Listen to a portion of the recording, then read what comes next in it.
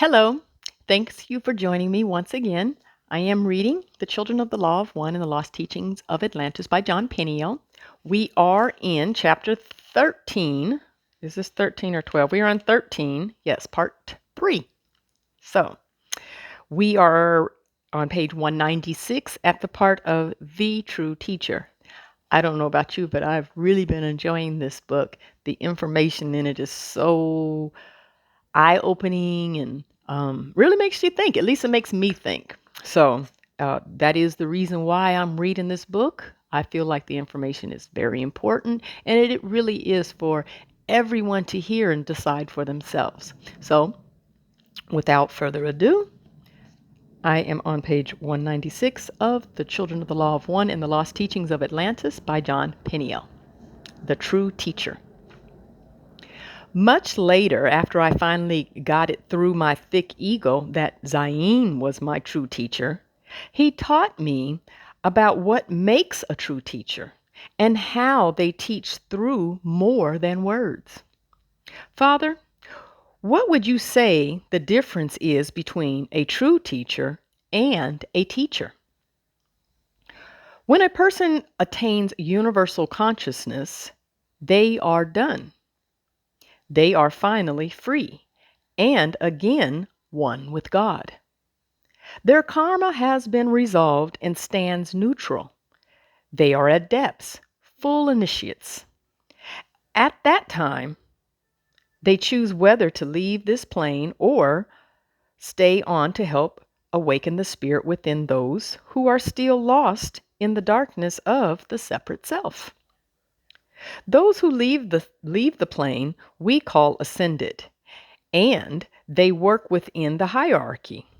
Those who stay are the true teachers of our order.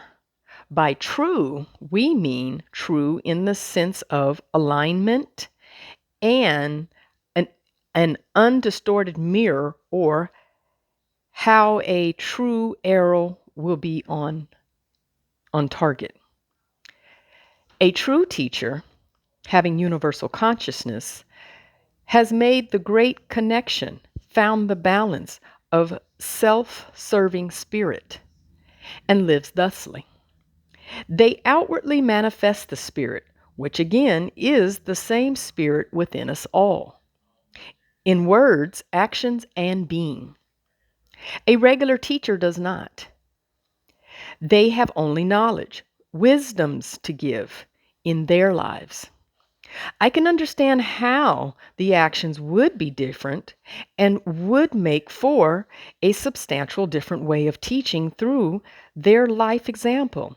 But their being, you emphasized that what does that mean? Did you know that when a tuning fork is struck and begins to vibrate, other tuning forks of the same pitch that are in the vicinity will also begin to vibrate? In other words, if you strike a tuning fork that vibrates to the note C, all other C-pitched tuning forks in the area will vibrate also. Yes, I have actually studied this in great detail and tried to understand it metaphysically even.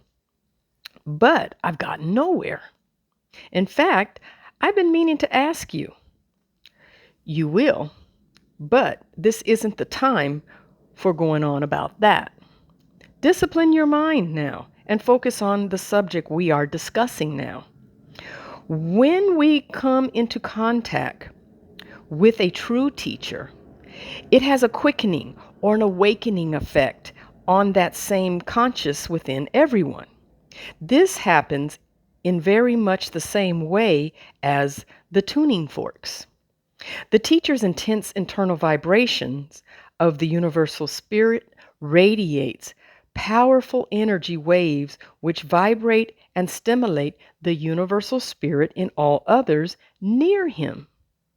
People will feel different by being in the presence of such a one. It actually can change lives by affecting a stranger passing by.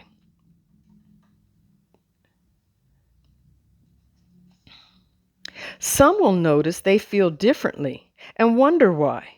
Wonder what made them feel such things when no one even said anything. Others won't. Those who are in tune to, sensitive to their own inner being would be aware of this effect. But the effect takes place regardless of whether or not someone is aware of it happening or not, or is open to it or not.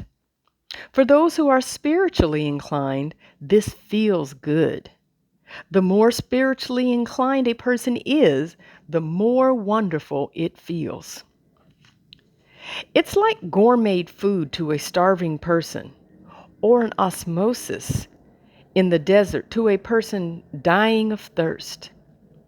But those who are not spiritually inclined, those who have suppressed and hidden from their own spirit within, find the presence of such a person to be disturbing, making them uneasy, agitated, and even hostile in some cases. Those who separate them, those who separate selves are well in control of their being, do in fact become progressively and expressively more negative on the as the truth encroaches. This is because the separate self fears the fire of spirit, knowing well that its all consuming flames can mean the end of its own reign and ultimately its existence. The irony in all of this is that after the separate self finally gives up and takes its natural place as servant to the spirit, it too finds peace, happiness, and harmony with the universe. It is just a great folly to hide from the eternal light. An instrument the universal spirit radiates through. I understand. I felt disturbed by your presence when I was first here, but now I cherish our time together. I can't get enough. I know I have so little time to give you, but you are getting what you need, I assure you. I know how busy you are, Father. I didn't mean to complain, only to compliment. I know. Anyway, how do teachers do this, though? The radiating of spirit that has these effects, is it just from being enlightened? Or is it a technique we learn later on? We learn techniques that open our channels, so to speak, and help us make the most of certain energies or abilities. But the actual process of the universal spirit affecting people through teachers is not a technique or something consciously done. It is just one of the effects of being one with God. It is guided by the hierarchy and determined by universal will. The teacher doesn't do anything, doesn't need to say anything. They may or may not even know what is specifically happening to others through them. True teaching happens. It is done by just being. It's like an invisible radiation that permeates everything and everyone. The effect of being who is one with universal consciousness comes of its own accord, like that of sunlight from the sun. The sun doesn't contrive radiating light or work at it. It just does by its nature. The same with a teacher. A teacher does not just preach. A teacher does not just preach. Like the difference in the words teacher and preacher. The T in the teacher touches, while the P in preacher proposes and pushes.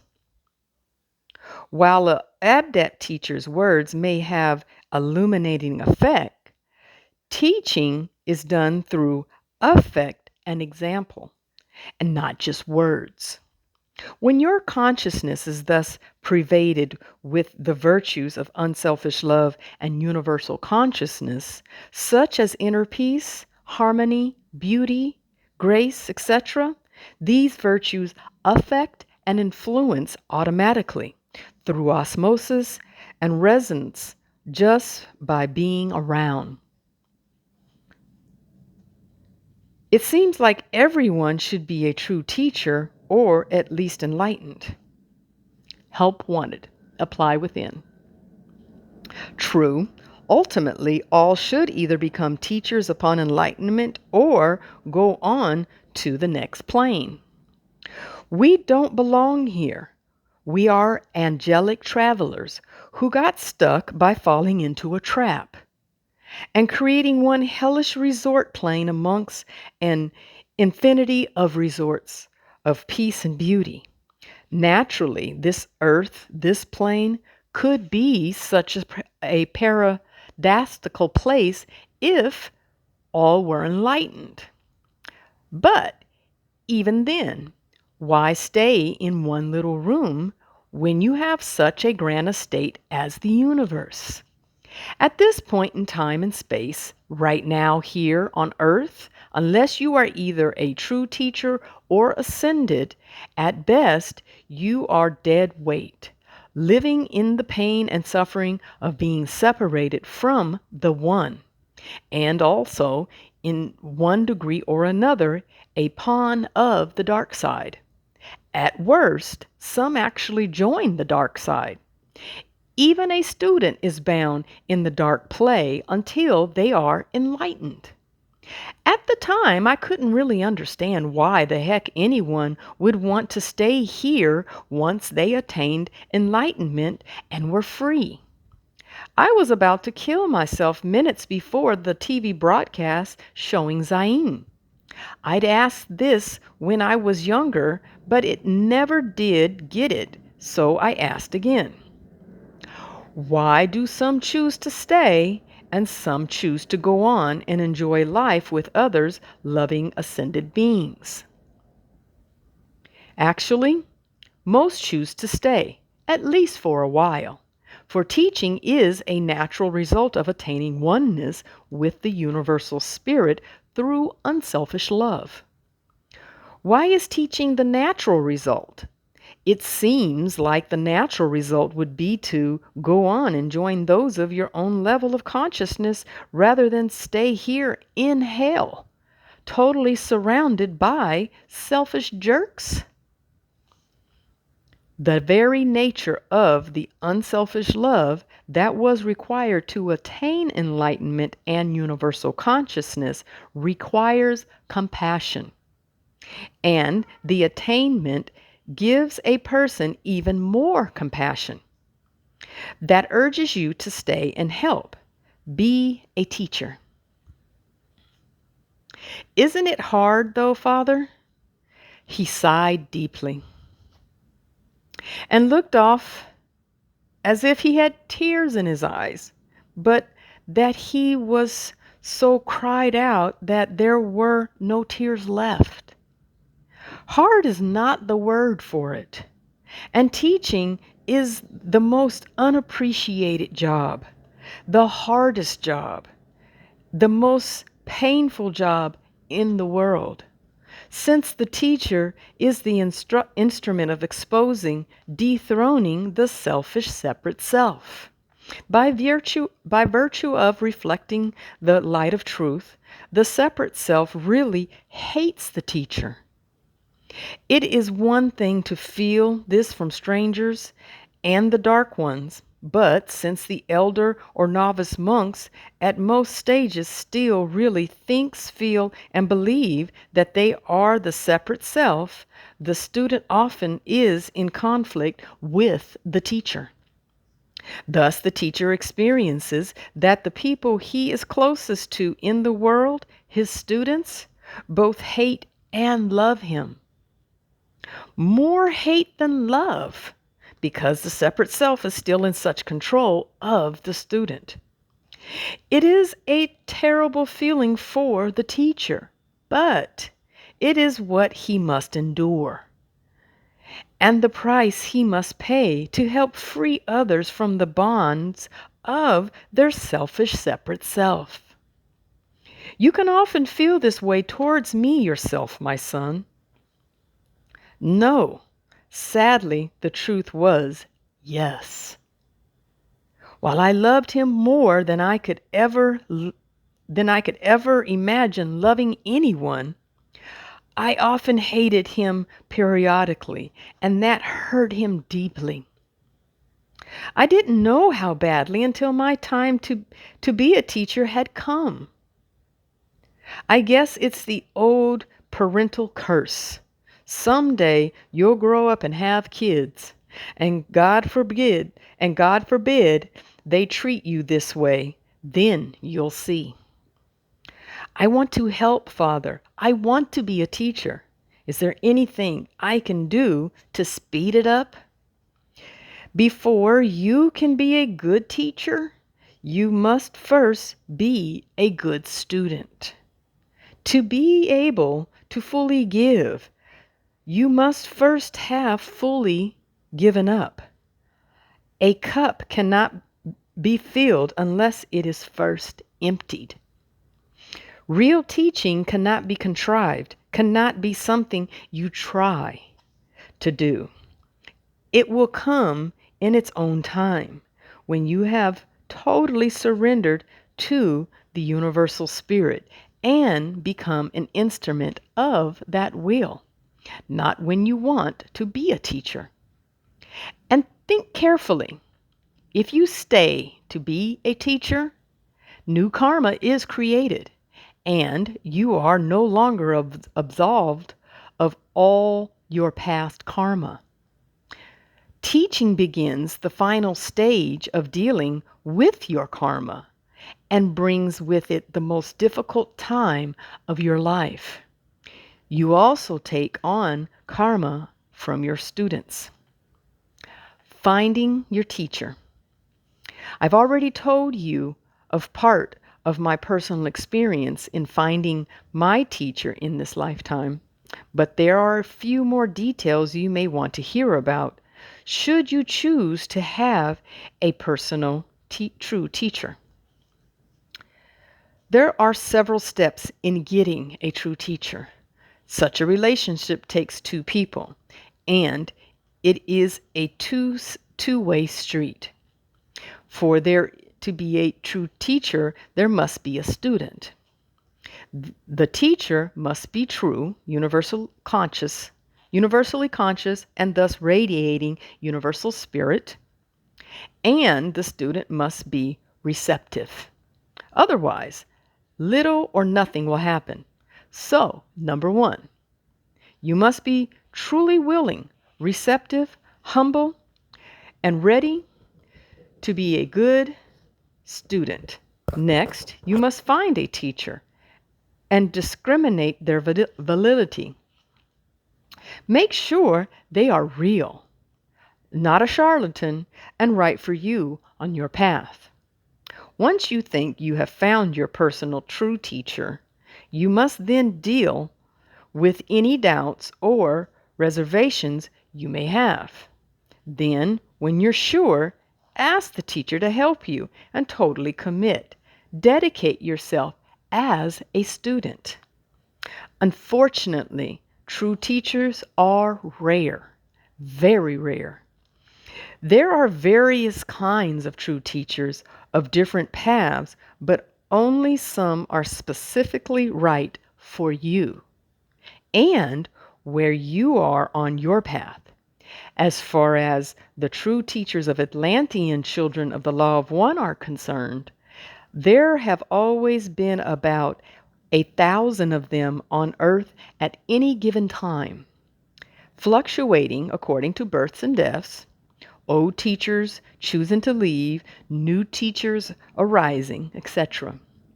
But when you consider that there are now about 5 billion people on the planet, the ratio was pretty thin already. And now, after the attacks, there are only hundreds of our true teachers. And at best, you only get a chance at one in your lifetime. There may be many different teachers we find along the way who are helpful to our development. But most of us just have one special teacher who was meant for us, perfect for us, because they are from our particular soul group or near it. Father, I was finding a true teacher.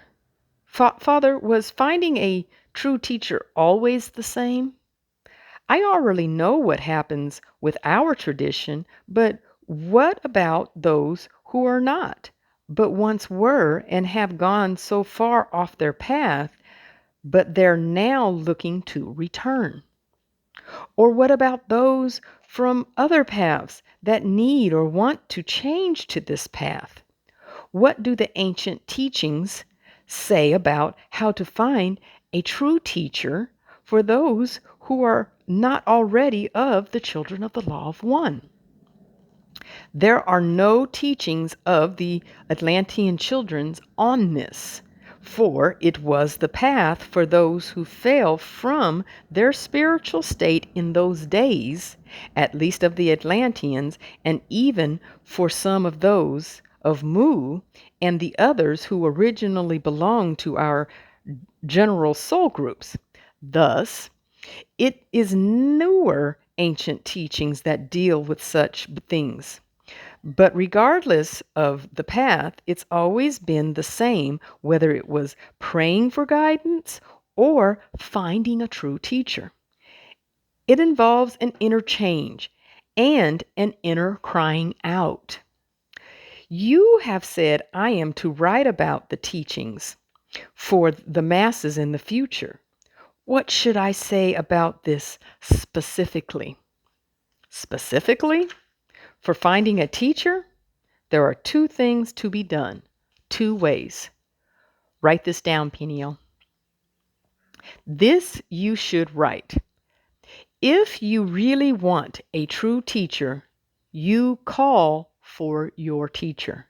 You do an affirmation inside yourself, proclaiming before the universal spirit, declaring with meaning and feeling that you are ready, ready and really, that you are ready to really go for it, that you want whatever you need to change and become one with God. Once you have once you have really done this and really begun to listen to your own inner being through your inner voice, that still silent voice of truth, then you're ready and it is time. Then you will find your teacher. But don't expect your teacher to be wearing a sign or seek you out and say, "Hey, I'm your teacher." It's your duty to seek, find, and initiate the contract. And don't ignore the obvious. It may be one who is already there in your life for some time, but that you did not have eyes to see previously because you weren't ready. You may not have even known the person was a teacher, depending on their guise. More likely, it may be a new player who shows up in your life, or someone you heard about from another source. And it's your responsibility to seek him out from there. However, whoever and whatever the circumstances, your true teacher comes into your life because you have called or prayed for such help and guidance, not because he is looking for students. Making sure you found a true teacher. Let's say someone has done that and they think they found a true teacher. What do the teachings say about how to be sure you have a true teacher? This is a dilemma that has always existed. There are so very many fakes and fakers out there. Appealing to self-spiritual ego trips is lucrative business for greedy fakes. And the separate self wants people to choose the fakes or the unenlightened rather than the true teachers. So people must be very discriminating about who is or isn't a true teacher before they become their student. Why before they become their student's father? A person can just leave anytime they realize the person is a fake, right? True, but sometimes there are teachers along a person's path, fake or real, that are not your true teacher, yet they are part of your path. And you are meant to leave them when your consciousness expands past what theirs is or what they can offer. They are stepping stones to the sincere seeker and traps to the insincere. But your true teacher is the only one that represents the ultimate demise of the selfish separate self and the return of control to your inner being, to the will of universal spirit. So, to those who think they are the separate self, which is everyone who is not enlightened, the true teacher is the hardest one to deal with. One yourself wants to run away from like a scared animal, and at the time, the one must desire, the one most desirable and attractive to your inner self, your true self. So, you must discriminate clearly before you dedicate to being a student, because after you really do find a true teacher and commit and dedicate to being his student, your separate self will begin working on ways to get away, to escape its fate in this life and death struggle. It will generate false inner voices in attempts to confuse and mislead you and make you think it is not your true teacher, or many other things in an attempt to mislead you and get away from the true teachers, and thus you will need to stick by your decision to get through it, regardless of all this misleading, which can seem very real and valid. This requires great respect, humility, commitment, and dedication that should not be retracted once the decision is made, unless there are truly inner voice alarms going off that something is very, very wrong. We have compiled a list of a few things that may help you make this prior discrimination. This is not complete, however, and there are other warning signs of a fake. And the list may not apply to some teachers because they are not fakes. Yet they may not be an enlightened true teacher. Plus, these things are not written in stone, and you need to use your own judgment, common sense, and inner voice. Finally, do not use the list to judge your teacher after you have decided they are your true teacher, because it is probably your separate self trying to deceive you with rationalizations and a false inner voice in order to find an excuse to leave your teacher or give up. Possible signs of a false teacher. Number 1, charging money. Unfortunately, the truth of the matter is that there are people out there who claim to be teachers, guides, gurus, channelers, or whatever, who are actually just con artists who are in it for the ego trip, for money, power, or all of the above. I'm not talking about psychics, readers, therapists, seminars, or lecture givers who do a limited, specific service for a fee, whether legitimate or not. I'm talking about those who claim to be teachers and say they want to help you free from your pain, your bonds, and transform your life spiritually, and give you important spiritual knowledge and put a price on it.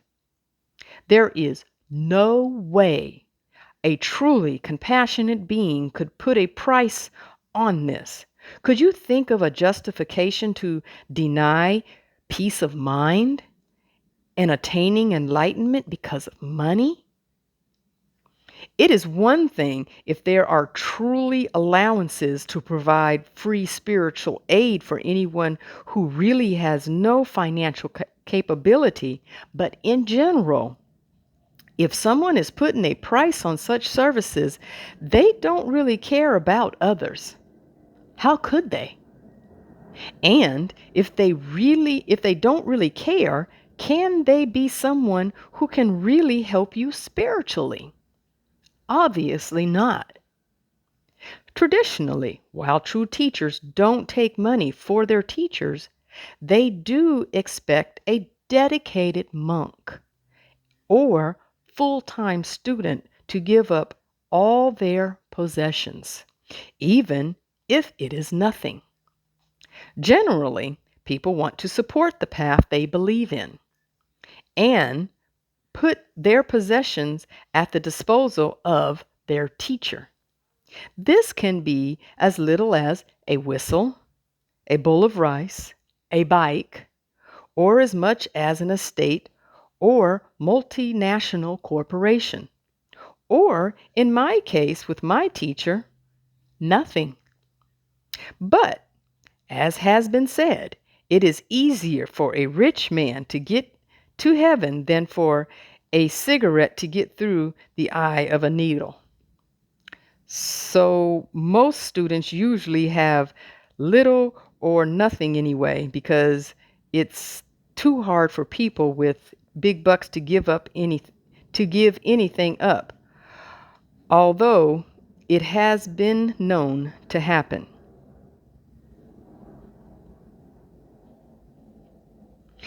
It is fine to support teachers. In fact, it is a spiritual obligation and a tradition as old as time.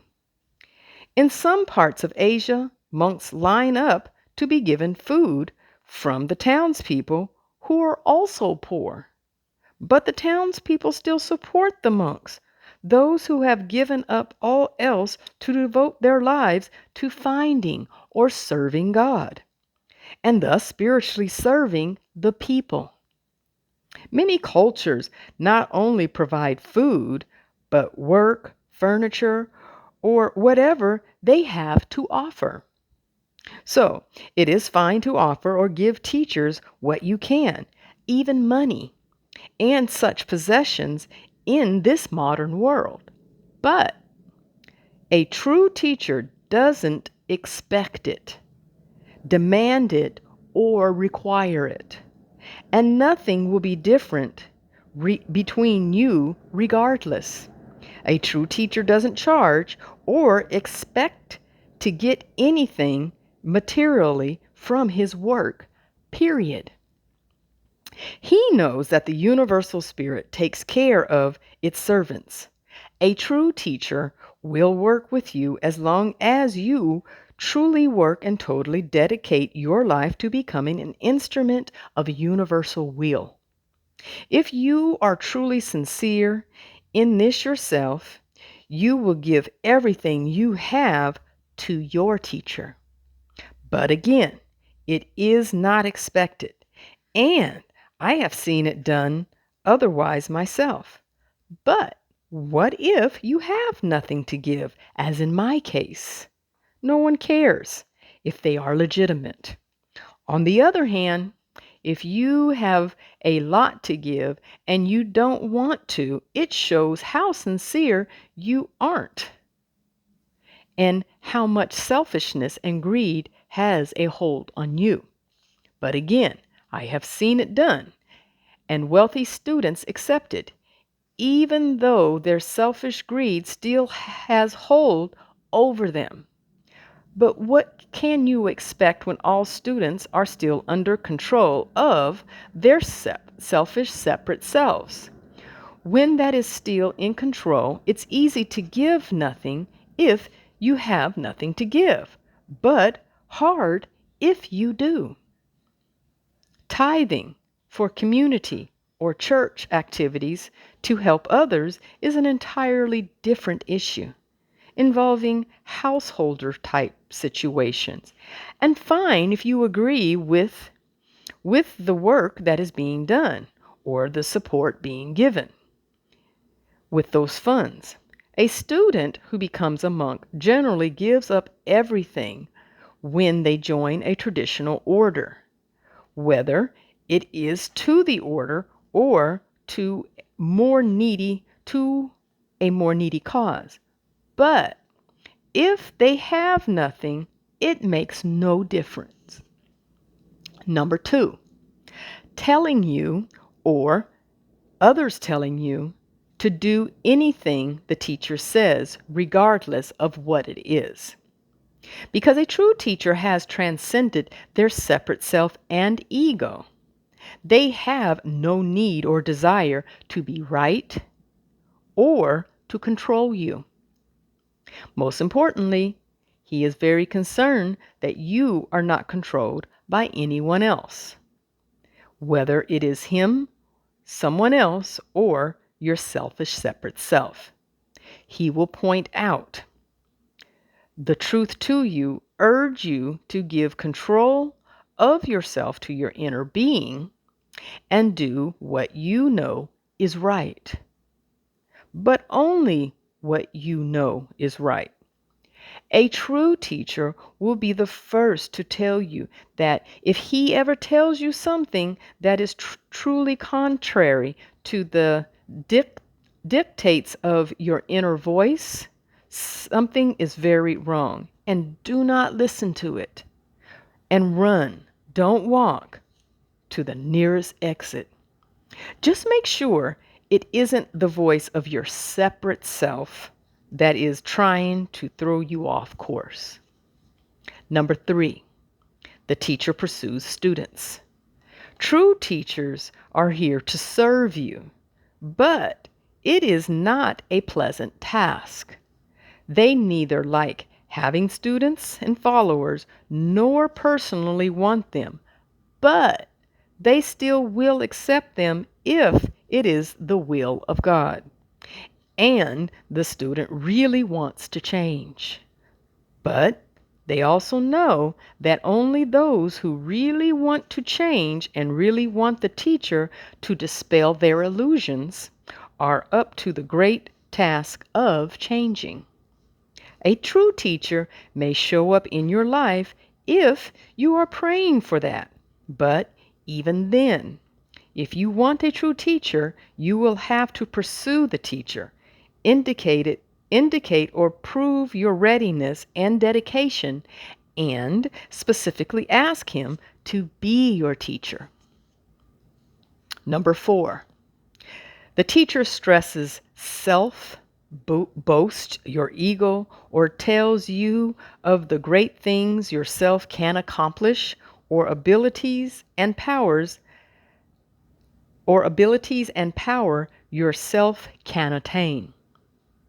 The true teacher is not there to reinforce or empower yourself.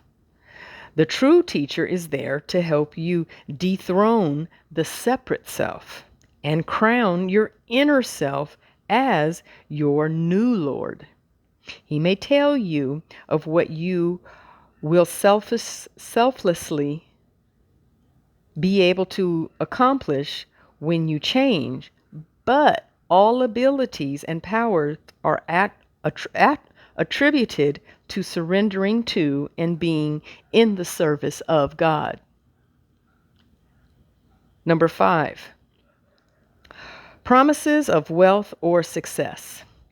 The true teacher will not tell you that following their teachings will make you more successful, wealthy, or that you will benefit in any material way as a result of spiritual growth.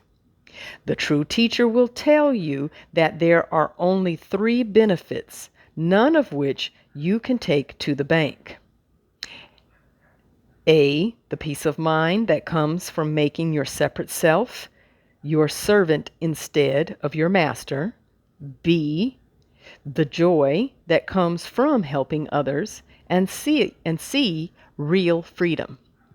Number 6, they push their dogma. A true teacher has no need to make other people accept that their teachings are true and should be followed. They know that people will not see until they are ready. And also that truth is truth, and those who are ready will come to the same conclusion in time. Number 7, the teachings are like a political rally based in emotion and contrived issues that work on the group's popular sentiment, or they make a show of spirituality. Many false teachers control people via charisma and rhetoric. A true teacher is charismatic, intense, and inspirational, but the words will always have reason, purpose, meaning, and be based in simple truths and unselfish love. Clearly, defining this for you is difficult. You need to feel enough of your inner voice to know the difference. For instance, I once went to a lecture by a famous guru in India. One of the things that told me something was false about this person was that he was blessing people with an ostrich feather, supposedly sending energy through it. Why did he need a feather, let alone the fancy ostrich feather? It was purposeless, other than being an impressive show, and it did make for a great spiritual show, which distracted from the lack of real spirituality. But the first thing that really made my inner alarms go off and told me something was wrong was that they made the men sit on one side of the auditorium and the women on the other. Even couples. For what? If it is a celibate path, that's fine. If you're a follower or student of such a path and those were your beliefs, fine. They aren't really harmful to anyone. But it was a public lecture for the masses. And it's not like people were making out or having sex in the aisles, offending the guru, who shouldn't be offendable if he were for real anyway. The interaction between the polarity, sexes, is the foundation of life and creation throughout the universe, not just human life. Mandatory dividing the sexes at a public lecture, even if it was to minimize distractions, was absurd, overly controlling, and it was overriding my free will and all others there who wanted to sit with their spouses, dates, or soulmates, without even a really good reason. It was thus very wrong in the sense of false. And being against the flow of the universe, it was nothing but a power trip, perhaps in Indian culture, but ridiculous, and a power trip nonetheless. A true teacher may still have trappings in their cultures, but they have transcended the limitations and falsehoods of their culture and hold unselfish love above all else, including their own tradition. Like I said, deep down in my inner voice, alarms were going off. There were some ashrams and monasteries that practice celibacy, and men and women will keep separate quarters. But that is far different, and it is right for that path. That doesn't trigger my inner voice alarms at all. But at this lecture, the sexual separation was purposeless and an untrue action that reeked of ego and control for the sake of control. What this false guru was doing made me cringe inside, and would do the same for anyone who was really seeking true spirituality, rather than looking for a spiritual ego trip. Number 8, their egos get offended for any reason. Again, a true teacher has transcended their selfish separate selves, and with it, the separate self's defensive ego. Ego changes to become nothing but selfless confidence. The knowingness that they can do whatever the universal spirit requires of them, and that forces of them, universal spirit will work through them if it is within universal will.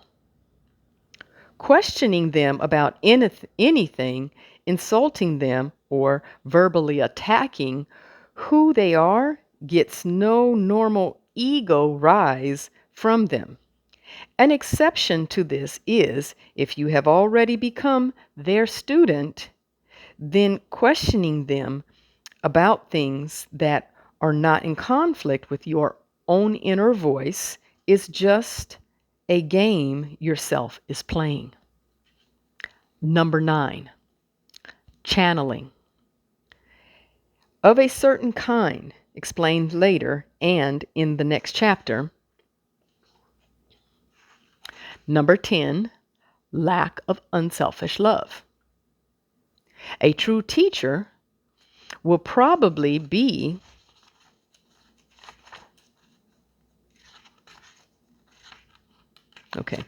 A true teacher will probably be the first person you have ever met that really loves totally and unselfishly. If you find instead that awareness or concern for others is lacking, or there is a lack of unselfish love, kindness, and caring, it's not the real thing. Okay, I'm going to stop there.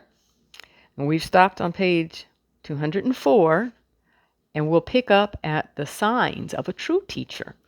We've been reading The Children of the Law of One and the Lost Teachings of Atlantis by Jon Peniel.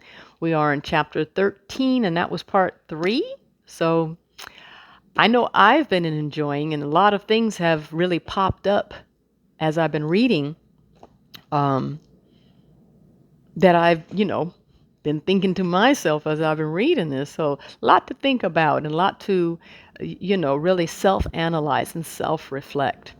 I normally do that on a regular basis.